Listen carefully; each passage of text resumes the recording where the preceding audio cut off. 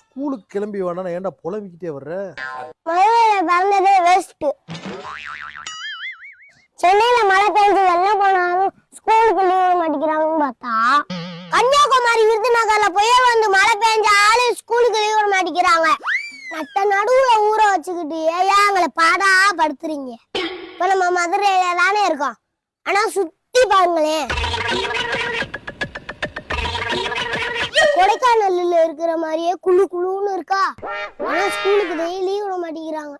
நான் உள்ளூர் ஸ்கூல்ல தான் படிக்கிறேன். ஊட்டி கான்வென்ட்ல படிக்கிற மாதிரியே ஜர்க்கின் போட்டு போறேன் பாருங்க. சங்கட்ட குஸ்காடா சாமி. இது மஞ்சாயத்தாடா.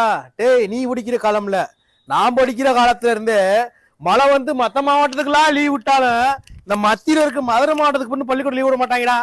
நாம் யாருக்கு என்ன தீங்கு செய்தோம்?